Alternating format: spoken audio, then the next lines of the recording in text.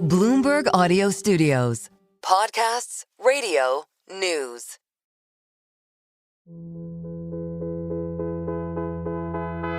This is Everybody's Business from Bloomberg Businessweek. I'm Stacey Vanek Smith. And I'm Max Chafkin. And Max, 2025 is coming to a close. It has been quite a year. Honestly, very hard to process all of it. But, you know, here we are. This is my favorite time of the year because we get to break the format. We get to do different things on the show as we process. Yes. And, you know, we're looking out over this year and we have to ask ourselves, like, what are the big themes that have emerged in the economy for 2025? Well, Stacey, you and I knew that we had to assemble. This is too big for us. Too big for two people. Yes. Or even too big for Bloomberg, as big as Bloomberg is. We needed an elite team that would cross many newsrooms and and many genres of the greatest podcasters we know. A kind of bat signal across the economic podcasting world. We like to think of it as the legends of pod. Yes. And here they are. We have Tracy Alloway, seer of markets, keeper of the VIX, and host of Odd Lots. Keeper of the VIX. That's a new one. Thank you. If Tracy goes on holiday, there is no VIX. That voice you hear is Felix Salmon, economic sense maker, the king of context, the host of Slate Money, and our colleague, contributor to Bloomberg Weekend. I'm Bloomberg Ideas and Culture. It's very exciting. And last but definitely not least, the great Robert Smith, economic story seeker, able to break down the economy in a single minute, contributing host for Planet Money and of Pushkin's new business history podcast. I'm the only one with a visitor's badge here. I'm very excited. Now, we have assembled you all to talk about the year that was 2025. And we thought we would do it by looking across a bunch of different categories and different parts of the economy. But before we start, because we all deal with numbers a lot every day, we thought we would have you all pick a number, one number that you thought summed up or distilled some part of the 2025 economy. Tracy Alloway, keeper of the VIX, let's start with you. Number of the year. Okay, well, I was kind of torn between selecting a number that was like a little bit more unknown versus one of the big giant market cap numbers of one of the big tech stocks that just keeps going up and up and up. But in the end, I went with the first one. My number is 40%. Okay. It is the amount of 2025 U.S. GDP growth that is estimated to be generated by AI investment. So nearly half the U.S. economy is now driven by AI capital spending. Well, half the delta. Sure. Growth, yes, No, but it's actually, wait. But it's a bigger driver of the U.S. economy now than consumer spending growth, which is crazy. But consumer spending is still like 20 times bigger than AI. I'm not sure anymore, honestly. Yeah, no, I mean, if you're looking at what is one of the great things about capitalism is that people don't care about large numbers. They only care about growing numbers. And so if you care about what is going to make the U.S. economy even bigger than it is already, yeah. I think that is true. And the U.S. economy has grown, on average around 3% a year, which is amazing, right? 3% adds up to this enormous success that the United States has had. And so the components of that growth, of the 3%, is incredibly important because it's different every year. What is driving the growth of the U.S. economy? So in that sense, like in terms of what's driving the growth, yeah, it's been an AI year. Are we going to spend the whole time talking about AI? Because I feel like we could. Like at least 40% of our time, I think is safe to say. Felix Salmon, what is your number? My number is $115 million. Someone. Is this like an art? Is it like a painting or something? The banana. An auction price. there was a painting that sold for $238 million, so roughly half a Gustav Klimt. Is it your annual wardrobe budget? Oh, that's really Or flattering. I was going to think an apartment we can see from here. It is none of those. It is the legal bill that Charlie Javis managed to run up in her legal fight against JP Morgan. Well, actually, technically in her legal fight against the U.S. attorneys who are prosecuting her criminally for doing all manner of criminal things when she sold her company to JP Morgan. But because JP Morgan had like directors and officers insurance and she was a director or an officer or something, she got JP Morgan to pay all of her legal bills, she went to Alex Spiro, who is a friend of the pod, I'm sure, who is Elon Musk's lawyer and various other, people like that. And he managed to bill out at $2,100 an hour and run up $2,100 an hour, ran up $115 million of legal bills, which they then presented to JP Morgan and said, you have to pay this after losing or even more than that on buying her company in the first place. Now they have to pay the legal bills to send her to jail. It's an amazing story. Wait, I'm sorry. I'm still stuck on $2,100 an hour. I just feel like I'm in the wrong industry. The $100 added to it. It's kind of a tip. It's a tip, which, as we know, is going to be tax-free. Wait, what did she do? Honestly, I have trouble keeping straight the fraudulent fintech companies from the not fraudulent ones. That's a fair it's some kind of fintech thing, right, Felix? Yeah, she had this company that claimed to have millions of customers of people with student loans and that she would help them optimize and refinance and do all of the and find the good deals and the government forgiveness and all the rest of it that you're looking for when you have student loans. She did not have the 4 million customers that she promised JP Morgan she had. She had like 12. And so, yeah, that was the end of that. It was a breakout year for Alex Spiro, though, right? He spread he's like no longer even the Elon guy. He's got a whole He's like, I'm going to charge what I'm worth after listening to like motivational tapes in the car. He was like, you know what? I'm going to make it $2,100. Robert Smith, number of the year. My number is 2.24.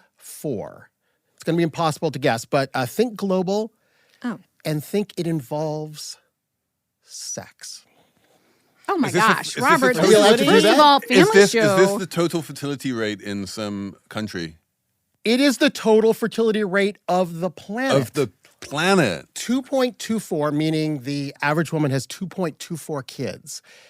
It is barely above the replacement level, which is 2.1. It's been going down for decades. Or 1/100th of Alex Spiro's hourly rate. Exactly right. That is how they measure it. I appreciate that. I'm going to, yes. And so it does appear that during my lifetime, may it be long, the globe will stop growing in population and will begin to decline. I believe that this was also the year in which more than half of the planet lives in a country with a TFR of less than 2.1. Absolutely. Total fertility rate. Because China now has a total fertility rate of less than 2.1. And once China flips, then you have more than half the planet. Do you remember in the 90s, we were always told that overpopulation was the problem? It was a huge issue, yes. And now we have Elon Musk obviously saying that we have to have babies to save capitalism. It's a big about face. There was also like the Malthusian theory, remember? That's right. Like we can't run out of food, like the population will self-correct. I can't really get out of that mindset and into the mindset of like, now we've got to make more people. But you have to start thinking like, we don't have an economics profession that has ever dealt with shrinking population globally. I mean, like, Japan. For one country, right? But Korea's the really tough one. Oh. But no, I think that Elon has the solution to this, which is pay every woman who has a baby $30 million. And then that will be enough of incentive to get people to have more babies. I don't know if I can quite get behind that method. Elon, of course, only does it for women who have his baby, but in principle it scales. I'm kind of depressed about this, Robert. One of the most interesting debates in the world right now is the one about, is it good for the planet to have babies or to not have babies? Because for the past 20 years or so, everyone has been told that the carbon footprint of having a baby is absolutely enormous, especially once you consider the carbon footprint of like the babies that they will wind up having and so on and so forth. And that the best thing you can have to save the planet, the best thing you can do to save the planet is to have fewer or even no babies. And now, for the first time, people are coming out with, actually, no, we need to have children. Otherwise, we won't have the people who are going to be necessary to solve all of these problems. It will rapidly shrink, too. You've heard of sort of geometric growth on the way up. Yes. We're not prepared for geometric growth on the way down. Like, the human population will rapidly shrink, and then we're going to have to figure out, like, is it okay if a GDP goes negative every year? It would be nice if the population shrunk and we saw wage growth go up with it like we did. Do you remember? The Black Death? Not personally. The Black Death, yeah. Not Good old personally. days. Good old days, yeah. But there was a big population decline and the value of human labor went up. I suspect that won't happen this time, though. Well, housing will be very cheap. Like, that's another good thing, right? I'm glad we've been talking about Elon Musk because my number, and this is maybe a hint, Just generally. is Musk adjacent. Okay, Musk adjacent, go. What is your number, Max? Okay, $214 billion. Anyone? His bonus or his salary. I think it's calculate like out $1 to trillion. $2,100. Right? Yeah, that's that's too right. low. Elon would never. He doesn't get out of bed for less than that. His monthly bonus. It is. Any other guesses? The value of his stake in SpaceX? Data Baby mama centers pay being us. sent Higher. to space. I should have said this is a dubious number. I don't know if that helps. This is the claimed savings by Doge. This is the number from the Doge wall It's of a receipts. made-up number. According to Doge. There is evidence, Self-reported. Felix. It's on the website. Remember, Elon Musk said initially that they were going to save $2 trillion. That was I think that was at a rally in Madison Square Garden that I went to only like a year ago. And then it was kind of knocked down to $1 billion. And here we are, $214 billion. I think Is Big Bull still maintaining that website? Is it still being Oh, updated? yes. What happened to him? Okay, my understanding on Big Balls, we'll have to check this after this, if we finish recording. I believe Big Balls is back in the Trump administration, but I Really? don't think he's on I don't think he's on website duty. The funniest thing on this, to me anyway, is that the Airbnb guy is like the chief design officer for the U.S. government, and now like there are a couple of websites like you're starting to see his work, and they look like 2010 startup. Go design. to trumpcard.gov, and it really does look like Airbnb. Yeah, it looks like You need to put sunglasses on for all the gold. like rounded corners and like the Helvetica font. It's so strange, especially if you lived through that time, which was so closely identified with Obama, and the Airbnb guys were like, Well, big you know Obama guys. what has rounded corners and is woke? Is Calibri. That's the new font. No, so Wait, that's so the old old font. font. The The Biden old font, administration yeah. font. The State Department under Biden switched fights. from Times New Roman to Calibri on the grounds that it's easier to read for people who find it hard to read words. And then Marco Rubio has switched back to Times New Roman, saying that means you are being woke, and threw Calibri under the bus, calling it a woke font. Times New Roman. You know how much men think about Times New Roman? Multiple times a day. It's the best spot.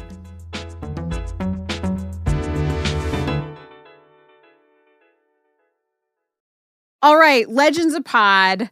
Those are our numbers of the year, but now we have some categories, stories of the year. You all sent me your stories, and I pulled a few from each of you.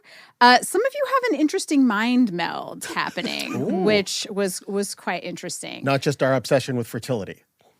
Not just your obsession with fertility, exactly. Well, speak for yourself, Robert. You're the one that chimed in with all the facts. All right. Yes, fonts and fertility. So the first category was Flub of the Year. And for this one, Tracy, I'm going to let you go first. And then Robert and Tracy, you had kind of a mind meld here. I mean, this is the obvious one, right? So it's the Liberation Day rollout of the Trump administration's tariffs. The Because giant poster. My fellow Americans, this is Liberation Day, waiting for a long time.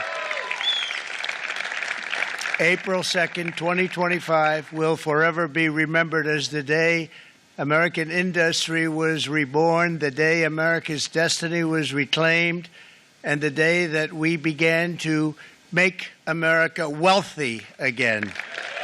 Yeah, it did not have to be that way. And yet it was. And even though, a lot of the market reaction has since recovered, it was still an enormous amount of chaos. And it's still an enormous amount of chaos for businesses that is ongoing. And again, it just did not have to be like that. But it was such an amazing buying opportunity for the stock market. Sure. Sure. But it's hard to believe, because he hires the best people, but like his staff completely failed him. This is the biggest economic moment he's going to have, one that transformed the world and failed him like formula-wise? Well, the formula they clearly was got the hilarious. formula from AI, right? And then they put on there, mine was more specific about that chart, the tariffs imposed on the uninhabited islands, the Heard and McDonald Islands, inhabited only by penguins and seals. Got to get more penguins. Just saying we haven't gotten a lot of money from that island since we imposed 10% tariffs. That was my favorite moment of Liberation Day. I found it terrifying. Tariffs, yeah. When I was watching that poster being unveiled, I was like, this is the end of the economy. I was so worried. I had done a lot of reporting on like Argentina and like big tariffs being imposed suddenly by countries. I was so worried. The only thing that helped me sleep at night was the penguins. So I have the exact opposite terror, right? I have this terror that we have right now in this country, tariffs at levels that have not been seen since like the 1930s or earlier. They have transformed global trade. They have rewired the entire global economy. And somehow, because, stonks are doing great, like there isn't that panic anymore and no one is losing sleep over this. And we have managed to normalize it. And if we were still in the sort of post-Liberation Day panic zone, that would feel more sensible to me. Well, okay. I'm still losing sleep, if it makes me feel better. And also, just on a personal note, I bought something from Holland a few months ago, actually many months ago now, and I'm still waiting for it to be shipped because they can't figure out the U.S. tariff system. That was back in September, I think. Is it a stroopwafel? It is not. Is it a windmill? I'm not going to tell you. It's a tulip bulb and you paid too much. So it was definitely, like, unquestionably a political screw-up, I think. Like, basically Trump's presidency has gone downhill, I think, pretty much since that moment. Are we 100% sure it was an economic screw-up? Like, to your point, Felix, nothing bad has really happened. A lot of bad things have happened. And to Tracy's point, they have been kind of overshadowed by AI. And if it wasn't for the AI, things would look a lot worse. And a lot of the bad things will continue to happen. It will continue to get worse in the future. Unless the Supreme Court decides that the whole thing is illegal. Like, there's still half the thing, right? We'll still have a bunch of tariffs, even if they rule that Liberation Day is illegal. But it'll add to the chaos, Which is right? another failure of the rollout, right? Yes. We don't know if these are legal or not. And at some point, maybe half of them are going to get rolled back. Well, there And the have been numbers so keep many changing. exceptions. Yeah, that's the thing. The numbers keep changing. Hundreds of times they've changed. There have been so many exceptions. I think there have been estimates that as much as a third of what we import is like exceptioned from the tariffs. So I'm not sure if the impact is as devastating if you as look it at Canada, been. Canada's my favorite one, which is like the entire country of Canada is up in arms over these tariffs. Basically, the entire country of Canada has just boycotted traveling to the United States. And they have this tiny little asterisk underneath the massive tariff saying, unless it's covered by USMCA, which is 90+% of all of the trade between the US and Canada. And you're like, yeah, it's all exceptions. Everything is exceptions. The big irony here is if you think about the Trump administration, they say they hate red tape and bureaucracy, right? Think of how many man hours are being spent now poring over customs forms. I can't imagine. But luckily, we all have our jobs at the Apple iPhone factory down the road where we all work our shifts We just making have to American-made keep iPhones. our fingers dexterous so we can do the little screws. Yeah, manufacturing's back. This feels like a good moment to segue to our Person of the Year. Max, your answer was was fascinating to me. I want you to explain it. Well, I just Who's your person of the year? just feel like obviously the person of the year, like objectively, is probably Donald Trump. For all the reasons we're talking about, I picked Shohei Ohtani, who is arguably, or I would argue, the greatest baseball player of all time, greater than Babe Ruth. He put together an amazing performance in the World Series. There, hit in the air to right field. Back it goes. It is gone. Yeah. Skies scraping home run from Shohei Ohtani. We are living through a wonderful, wonderful baseball moment. Shohei Ohtani pitched in a game and hit home runs, and even Babe Ruth, the greatest baseball player of all time, did not do that. It's really freaking cool. The World Baseball Classic, by the way, coming in March. Good times in Mark sports. your calendars. Mark your calendars. Were we allowed to pick happy news? Like that's way too positive for this year. Okay, now our feud of the year. Felix, feud of the year. You and Robert had kind of an interesting mind melt here, but fire away. So I went for Besant versus Musk, which was a famous shouting match that almost became a fist fight in the White House. Should we show them? It was chest to chest, right? There was shoving. There was maybe a hockey chest check. to chest. They were doing the They were supposedly like alpha males trying to alpha male each other. Like the Silverback War. Totally. Wow. And they're in the White House. They're like within. Like you could hear them screaming at each other from the Oval Office. Like an ambassador to Italy or something like that had overheard this whole thing, and allegedly Besant called Musk a total fraud. Wow. He seems so relaxed all the I was time. going to say, like, he contains multitudes because his vibe is not the, like, I'm going to take a swing. Well, that was when he got the eye injury as well, right? Musk did. That Yeah. was like supposedly from that fight. Well, no way. Besant, I mean, Musk said it was his kid, so Right. But we all know. Boom. Yeah, no, I was just horsing around with little X, and I said, go ahead, punch me in the face, and he did. Turns out even a 5-year-old punching you in the face actually does. That was X that did that? Yeah. X could do it. But Besant, for people who knew him over the past couple of decades, did have this incredibly physically aggressive side to him, and he in good old hedge fund manager style, he goes very, very hard when he goes. And this was, like, to be clear, a fight over who should get to nominate the head of the IRS. It does not sound like a thing to really scream at people It's an over. economic fight. We love it. That's literally what the fight was about? Yeah. One of the reasons I'm dubious this actually happened is It because, happened. well, I just think that one of the ways you get Trump's attention is by performing aggression and being a part of this like reality television show. And I think whether or not Besant really shoved Musk or whacked him or whatever, it was a very savvy move because it's a move that like Was it? within Trump world, like this is a way We would all get fired if we did this in our workplaces. Yeah, but if your boss is as different as That's Donald true. Trump, like remember there was this power struggle going on in the it's easy to forget that like Elon Musk was for like a very short amount of time like the most powerful person in the Trump administration. I know the entire development world really, really wishes that Marco Rubio had done this to Musk over the USAID cuts, right? Yeah. That like all you needed to do, it turns out, was shout at him very loudly in the White House, and then that would get him to back off, and we could have saved, 500,000 lives. But apparently Rubio hadn't worked that out at that point, and now, all of these children are dying. Americans who go to France know that talking louder always works. That's true. They're just pretending not to understand. That's right. Meme of the year. Robert.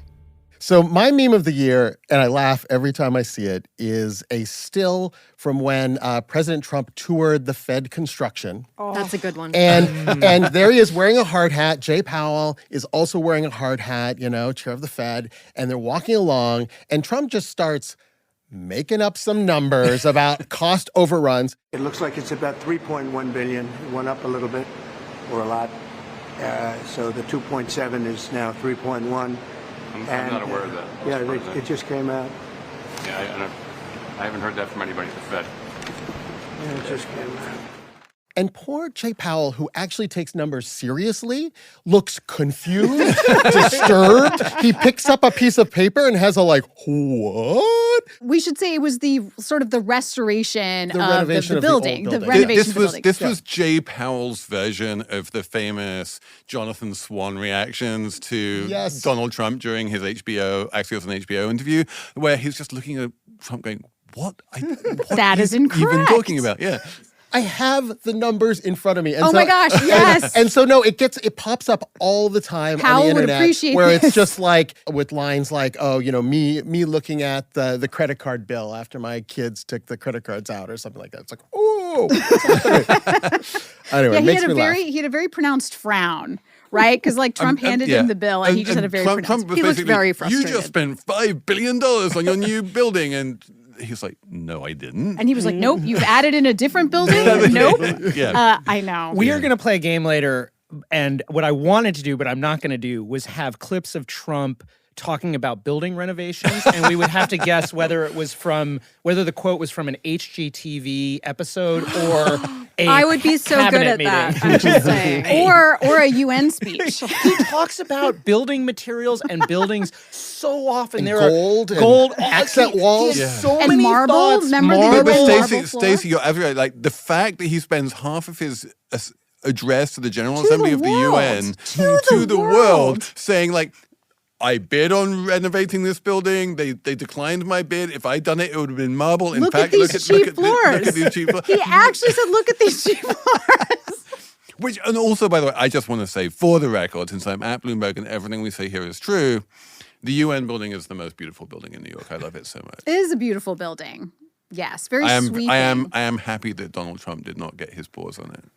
All right. CEO tweet of the year / social media post of the year. Tracy Alloway, this is you. Wait, is this the Ackman division or the non-Ackman division? Non-Ackman division. This one was tough because of Ackman, but I went with a non-Ackman one, and there's a little bit of recency bias in here as well, but it is Palantir CEO Alex Karp announcing the Neurodivergent Fellowship after his appearance at the Deal Book Conference. Amazing. Where he couldn't quite sit still and made a lot of erratic hand movements. And the funniest thing about the fellowship is they put up the application form, and I took a look at it, and there's no requirements listed at all. So I don't know if they're measuring people on the basis of how good they perform or how neurodivergent they actually are. I'm just so confused because I thought Alex Karp was really against diversity, equity, and inclusion, and various. He says this one's important, and emphasizing differences and so on. Yeah, it seems strange. I've also seen a lot of clips of him where he isn't moving around that erratically, which is another thing that I don't know. He's clearly doing something right though, because the stock is not lately, but it's the stock is doing well, gone up a lot. Robert, you also had a very funny tweet I wanted you to talk about. Oh, well, so I do not follow a lot of CEOs on Twitter because, thank God, my job does not require it. But I did see one because I see this guy's tweets all the time. Brian Johnson, former fintech CEO and life extension guru. Yeah, he's the one who's always injecting the blood of. Often talking about his nighttime. He has trademarked the phrase "never die." And he stands shirtless next to his son and being like, "You can't tell the difference." I'm like, I can tell the difference. So I'm kind of cringy and concerned about him all the time, but He's your Roman Empire. But in the last few weeks, he sent a tweet, and it started out, "Guys, I finally have a girlfriend." Yes. Oh. And he says, it's basically a coworker of his, and it's she fits me like a puzzle piece. And it was a very long love letter to her. And weird. And I was actually kind of moved because I'm like, maybe now you can live a normal life. It seems like you were searching for something in all of this weird supplements and nighttime emissions, but you can finally just go on a date and have a picnic and watch Netflix together. Or maybe in 10 years, he's going to start preserving his girlfriend in ice. Yeah, kind of a Bride of Frankenstein situation. You never know. Brian Johnson is definitely emblematic, and Alex Karp is as well, of the way in which people become very, very weird after they become billionaires. That's true. It doesn't seem to be good for people. Yeah, I would say don't do it, Stacey. I think it's getting more pronounced too. I don't think there's a danger of me becoming a billionaire, although I don't know. It seems like there are greater incentives also to be weird. I was saying, Alex Karp has gotten more publicly weird over the last couple of years, and with the whole meme stock thing or whatever. And but Ackman is another good example, and his investors are Tracy, you're the person to ask. How do Bill Ackman's investors think of Bill Ackman these days? I'm going to go with no comment right now. Different investor community, right? I mean, are there a lot of retail investors, Robinhood types, putting money into Ackman's? Well, they don't really have a vehicle yet. Yeah. But they definitely follow what he says. So the Fannie Mae, Freddie Mac move, people were really interested in that. But billionaires used to be boring. Or at least the whole idea was if you were Warren Buffett or Bill Gates, you didn't have to perform for the world. you were super rich and running successful companies. Like that was enough. Your plate was full, and people really looked up to it, admired you.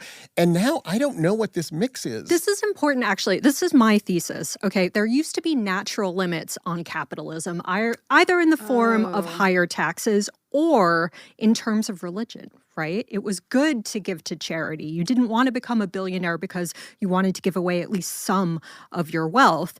Now, with prosperity gospel and all of that, and just the general like cultural shift, you want to be as rich as possible, and you just keep going. And no one can tell you what to possible. do. Like and live as long as possible. When Warren Buffett wound up having some very odd relationship between his secretary and his wife and all the rest of it, it was kept very quiet and he never talked about it. When Alex Karp has a weird relationship, he comes out in public and says, "I'm geographically monogamous." All right. Product of the year. Felix Salmon. Oh, Labubu's. Oh. Tracy, if you don't I did know, not put has that down. a small Labubu. But that would have been great. A small Labubu collection. Yes. Well, I just have one. Someone gave it to me. I feel like I need to specify that. But another one had appeared at your desk. That was someone else's Labubu that they brought in Labubu solidarity. Oh. But here's the thing. I never wanted one. I was kind of like interested in them as a cultural and economic phenomenon because it was the first cultural export of, huge significance from China. But I did not want one personally. And then someone gave it to me and I actually really love it. And I kind of want another one. So I don't know what's happening. Wait, to why? me. I don't know. Because the little evil bunnies. Cute. I don't know. Like it's really soft. It kind of looks at you funny. This is how addictions start. You say, like, I got it for free. I was just going to try it once. That's right. Now I think about them all the time. That's right. My Labubu dealer in Chinatown gave me the first one for free. Have you named your Labubu? I have not. No, I haven't gone that far. Although I know you can buy little outfits for them. Like an American Girl doll store. And if you're Naomi Osaka, you can bedazzle them. Yes, and sell them for enormous amounts of money. If I start bedazzling my Labubus, you guys will put me in some sort of like rehab facility, right? Yes. Okay. Yes. Well, Felix, though, why was this your product of the year? Partly for exactly the reason that Tracy gave, which is that people love to compare them to Beanie Babies and to other crazes that have been largely domestic. But the interesting thing about Labubus is that a Chinese import. And if you are Pop Mart, which makes Labubus, the entire United States is just a kind of afterthought for you. What you really care about is China. That's where the real market is. And then there's natural spillover into the rest of the world, and people are like, oh, the Americans like them too, and that's great. But it's the first time I can remember America falling for a huge sort of toy craze that wasn't American and where America was not driving. We're not the main character at all. I picked TikTok for the same reason, for the Chinese export thing. And just yes. the fact that we started the year TikTok was banned. There were all these good memes. You guys probably don't remember, but one of my thoughts on meme was there was all these funny Red Note memes where people were posting Chinese translations of various US memes. There were random people in the US being here's to my Chinese handler, gagging around about the suggestion that TikTok is secretly, a Chinese spy app or something. And yeah, we had this brief flirtation with this app called Red Note, which now everyone has forgotten. But TikTok, to be clear, has been banned all year. It is still banned. It's a law. It is a law of the United States of America. And we're just laughing. But the White House has a TikTok account that has a lot of... We all got together. We decided to ban it. We're Democrats and Republicans. It was basically everyone agreed. Signed into law. And then when little threat to take away TikTok and, everybody simultaneously decided that was a bad idea. No, everyone except the law and Congress. I know we've all lost our minds at this point. Haven't we learned that they don't matter that much now? I don't want to learn that. It got to the point where, Apple, which is a law-abiding company, did what it was required to do by the law and removed TikTok from the App Store. And the White House had to beg Apple to put it back, and Apple was like, but there's a law against it. We have to follow the law. And eventually, the Solicitor General had to send all of these letters saying, no, honestly, you can do it. We will not prosecute you. And eventually they relented. Feels like a trap. All right. Now we have Bill Ackman's tweets. This is the... Now, Max, you I'm out. requested this category specifically. Talk about why you requested the category. So first of all, before we get Stacey, into the tweet. official name of this category is CEO Social Media Post of the Year, Ackman Division. It's like how in cross-country skiing, you have skate skiing and classic. There are gold medals in both. I picked this because Ackman is such a memorable poster. I don't know if he's a good poster. I would say he does too many words in general, but he should take notes from Joe Weisenthal. Just keep it short. But he has made a lot of news with his tweets, and I picked my favorite this year. Now, do you all remember when Ackman was trying to become a professional tennis player earlier this year? We do. That's not true. Wait, is that true? That is true. Yes. He got himself. That doesn't sound true. He's in his mid-50s. None of it sounds true.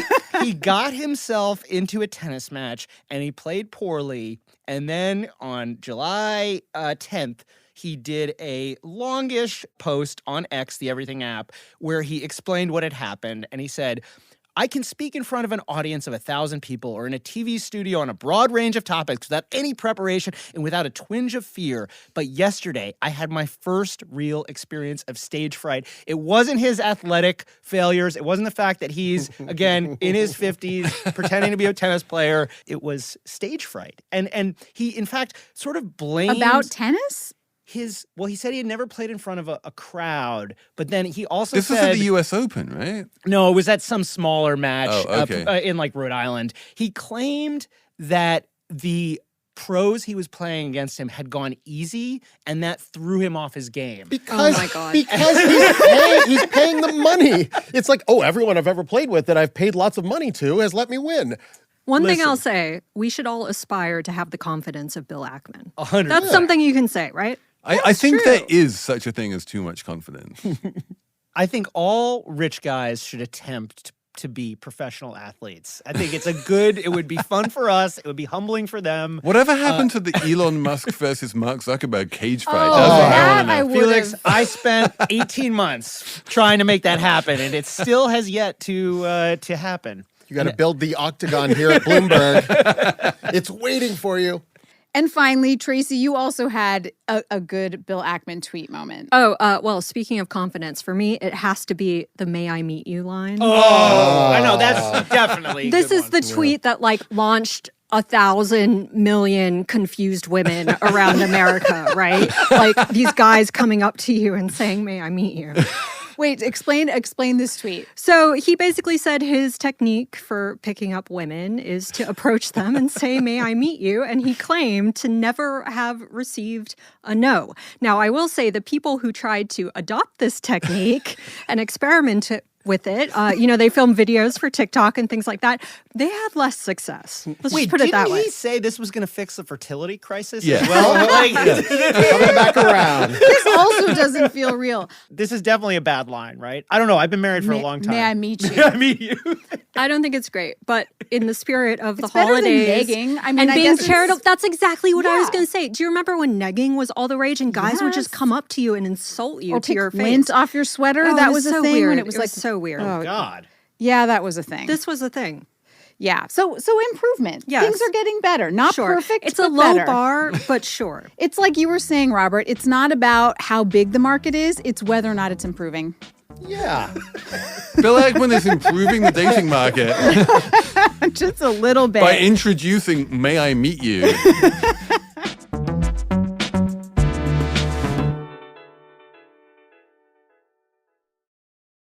Okay, so that was good. We looked back. All right, That was fine. okay. We Good looked warm-up. back on the year, and we thought it'd be fun to play a game, to sort of do a year in review by way of a game. I know all these answers, so I will not be playing, but you all will be playing, and I will be keeping score. Is this a quiz? The game is called who is Donald Trump talking about? Or name the sycophant. Oh. Well, no. There will be, okay, so let me just some hints here. There will be some people who some critics of the Trump administration might describe as sycophants. There will also be some foils, some adversaries, a whole bunch of different people that Trump has found himself in the same room with. This was like a year, I think, defined by this kind of like reality show presidency. And I'm going to play the clip. I think let's start with Robert on this first one. Okay. If he misses it, one of you can steal. I'm not going to be good at this game. All right, here's There's only one I'll be able to get, but I'll be able to get that one. Here's our first. Here is our first clue. This woman is a winner. So, we've become very close friends all of a sudden because their stock market today and our stock market today hit an all-time high. Is it the president of Mexico? Yeah, Claudia that's my guess too. Sheinbaum? I know who it is. No. It's the Japan prime minister. Yes. Oh, yes. Yes. Point Tsunai for Tracy. Takeishi, who was, recently elected. He praising her. Tracy, do you know, what is the status of the Trump-Japan relationship at the moment? I don't know. I mean, I feel like it changes minute to minute, right? And kind of depends on who he spoke to last, so don't ask. Okay, that is a point to Tracy. Wait, I need to, thank you, Robert. I'll keep going. All right. Robert is keeping score. Robert's keeping score. That's great. Okay, second question. This one is for Felix. And Barron got to meet him, and I think he respects his father a little bit more now, just the fact that I introduced you. So I just want to thank you both for being here. Thank you very much. Really an honor. Okay, so this is someone, as you heard in that clip, that Trump introduced to Barron Trump. And Barron was clearly impressed. Barron was like impressed. an idol of Barron's. Hard to impress that kid. Felix, what do you got? I'm just going to I have no idea, so I'm going to take a wild guess at Shohei Ohtani. It is not Shohei Ohtani. I That's wish. a good guess. I can start giving hints. Kid Rock? Not Kid Rock. That's a good guess. All right, so I'm going to give you a hint, one of which is that the World Cup is coming to our shores next year. Oh, it's Is it Leo Messi? It is not Messi, but you're getting there. The other one with 1 billion children. Kylian Mbappe? You're so close. The Spanish guy. Not Spanish. Or Portuguese. Thank you. Cristiano Ronaldo? Yes! Yeah. Exactly. Okay.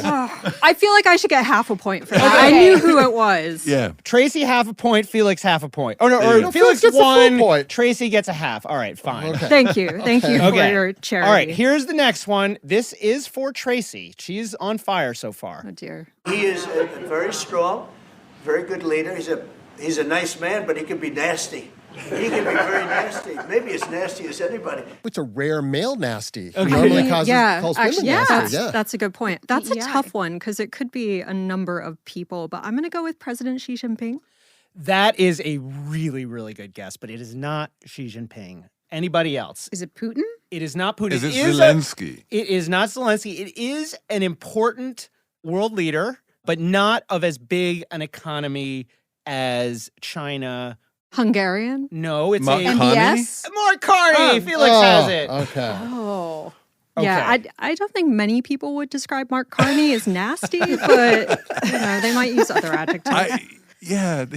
He describes a lot of Canadians. essentially. That's a compliment, though, coming from Trump. That right? is. Yeah, it's not He doesn't mean this. It's not an insult. I think he means it as a compliment. I don't know. Okay, here's the next one. Just to recap, Felix is ahead with 2 points. Tracy 1.5. Robert has 0. All right. I also have 0. I But wasn't going you to are say because getting you're the host. you're getting your question now. Here we go. Okay, I'm This terrible is at a fun this one. one. Now, this is a 2-person question. Okay. You're a host, so yours is harder. Oh, no. I call them the Bobbsey twins. They're the most different human beings I've ever met. They're both great, but one is a little bit different than the other, like by about 200 yards. The Bobbsey twins. The Who Bobbsey twins? What? in the Trump... That is a I'm going to give you a dated hint because reference. this is hard. Who in the Trump administration might you describe as the Bobbsey twins? Like 2 different people in the Trump administration. Different. He says they're different. Very Okay. different. I feel like this might be... Are they biologically related? No. Okay. One of them... Is one of them Elon Musk? No. No. One of them is Scott Besson. One of them is Scott Besson. And Rubio? Nope. Okay, think about like Besant's affect and the affect of other people. Oh, it's Lutnick. It's Lutnick. Oh, Yes, my that is God. right. The Bobsy 200 twins. yards apart. Bobsy twins. 200 yards. Because Besant and Lutnick were famously in competition to see, both of them wanted the Treasury Secretary job, and that was the big fight off. Is that a point for Felix? That's a point for Felix, yeah. Okay. So what do we have? Felix is up to 3 now. Yeah. Okay, here Running we away go. with it. Robert, don't worry. There's a second round. Okay, good. All right. Here we go. Is there a prize? Yes, there is a prize. I should have mentioned. He's different than, your average candidate. He came out of nowhere. I said he has a great campaign manager standing over there. He came out of nowhere. What'd you start off at 1 or 2? And then I watched. I said, who is this guy? I knew it from the first sentence. It's Zoran. Oh, Mamdani. yeah. Zoran Mamdani. That was one of the strangest and most surprising moments in the White House. It's interesting because I feel like I had been all for kind of reaching across the aisle. I do not like all the divisiveness in our country right now, but that moment made me so deeply uncomfortable. Why was that press conference so I couldn't watch it? Wait, really? Oh my gosh, nice. I It's thought I was delightful. dying It was, inside. for me, it was very possibly the most disturbing. impressive performance that I've seen Zoran Mamdani give, in that he's standing in the White House next to Donald Trump, who is grinning and doing thumbs up, and he is very, very consciously not smiling and not putting his thumbs up and trying to convey to his base that, no, I am in no way a fan of this guy, while There's a fine line to walk. It is. And it was really one of Trump's best lines about being called a fascist. Which Yes, was, that was great, yeah. which is Trump's like, yeah, go ahead and say it. Like, I don't think Trump minds being called a fascist. I genuinely don't think he finds that to be insulting. He said so. He said as much. It's easier that way. All right, here we go. This is our 6th question. Felix, this one is for you. I'd love to have him. I love watching him on television. I'd love to have him come up and explain his true feelings, but maybe not his truest feelings. That might be going a little bit too far. Okay, so this is someone that Trump enjoys watching on television, but doesn't really want to look inside his brain. Doesn't want to get too close. It's a member of the Trump administration. Oh. I'm just going to come out and say Rubio, because he's the only member of the Trump administration I can think of off the top of my head. Okay, not Rubio. J.D. Vance. Not J.D. Vance. He's like, I don't want to see that couch. There's one just hanging there for anyone to take. This is a person who was very involved also with the first Trump presidency. He's on the younger side. Miller. Yes, Stephen Miller. Oh, yeah, you do not want to look inside that guy's mind. yeah. I mean, I hate to agree with Donald Trump, but he's right about that. Oh, yes, he's very right. All right, Robert, where are we now? What are the scores? We have 2 more questions to go. Felix is running away with it. All right. 4 points. Tracy at 1.5. I have 1. And Stacey, nothing yet. All right. Tracy, nice. This is the for power you. of yet. Despite that, it's having very little impact because we have all of these things happening. But it has an impact on housing to a certain extent. He's a fool. He's a stupid man. I feel like I know it, but I can't remember now. I bet I know. I bet I know, too. Impact on housing. I don't know. I'm blanking. Give me a hint. Okay. Or other people know. You're overthinking this. I Because am. Donald Trump thinks it has a big impact on housing, but your economic brain is like, well, does it really have this effect on housing? Robert's meme. Federal funds rate. Oh, Powell. Jerome Powell. Oh, sorry.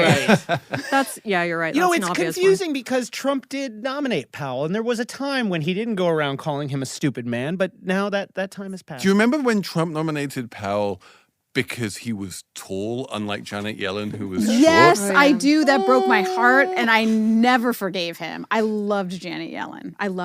All right, last question. Yes. This is going to be worth 2 points. Oh. And just because I want to make it interesting. Ouch. Okay. That is unnecessary. Actually, it won't. Oh, no, Tracy could win Tracy it. is within If striking Tracy distance. gets this, she will win it. Yeah. All right, here we go. Okay. I like them as people.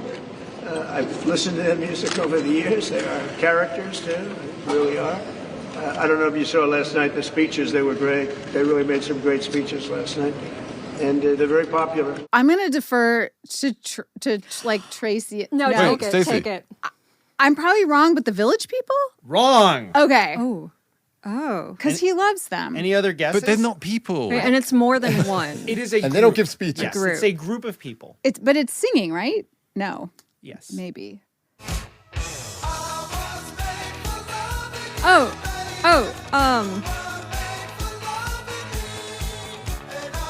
Is it Journey or Boston or someone like that? Wait, it's not Kiss, is it? It's Kiss. Oh, there we go. right. Okay.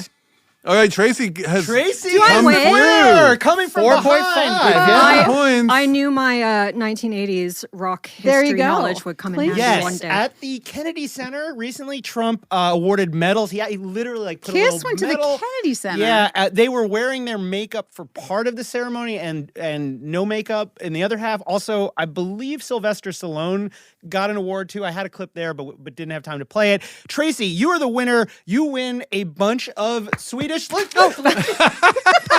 bunch of Swedish licorice. Wow, your producers throw things at Yes. you. Wow. That's Swedish interesting. licorice, which Thank you. as I actually hate this.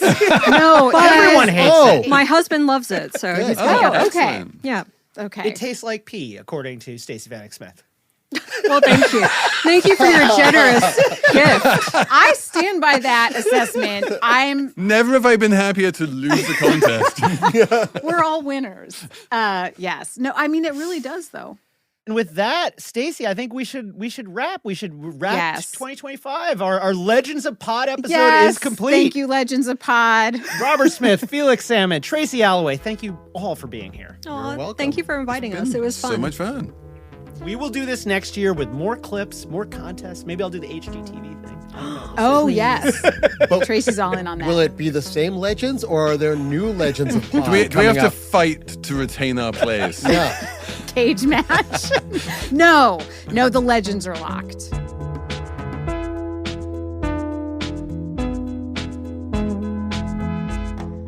This show is produced by Stacey Wong. Magnus Henriksen is our supervising producer, and Amy Keene, our executive producer.